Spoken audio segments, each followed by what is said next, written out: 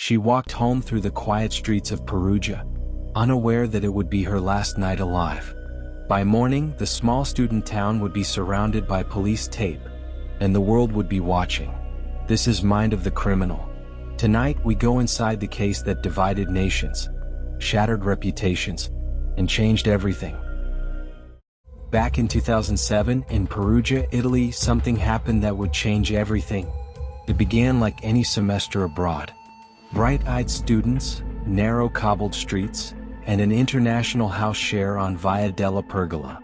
Meredith Kircher, a 21-year-old British student, was found brutally murdered in the early hours after a night out. The discovery ripped through a sleepy university town and ignited an international maelstrom of grief, suspicion, and headline-driven certainty. Investigators quickly focused on three narratives. One centered on Rudi Guide, an Ivorian expatriate whose DNA and fingerprints were found at the scene. Another pointed to Meredith's roommates, Amanda Knox, an American, and her Italian boyfriend Rafael Salicito. Prosecutors wove a single dramatic conspiracy, that Guide, Knox, and Salicito had participated in a chaotic assault that culminated in murder, then staged a break-in to conceal the crime. The prosecution's story leaned on forensic fragments and circumstantial inferences. A bloody footprint here, a partially burned lamp there, a kitchen knife said to carry mixed traces. The courtroom scenes that followed read like a modern Gothic. Sensational media coverage, aggressive leaks, a polarized public. Rudi Guide was the first to be convicted in 2008.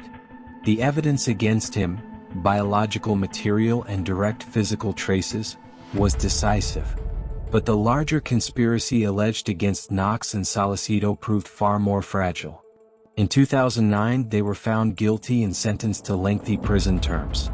The verdict satisfied a public hunger for closure, but it did not end scrutiny. Independent journalists and legal experts raised alarms about evidence handling, contamination risks, and interrogation practices.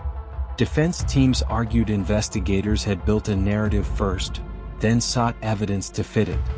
On appeal in 2011, many of those doubts carried weight. The court overturned the convictions. Knox was released, but the judicial drama was not over. Prosecutors appealed. A retrial followed.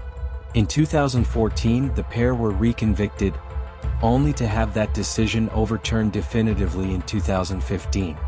Italy's Supreme Court stressed the absence of evidence linking them convincingly to the murder, and described the forensic case as unreliable.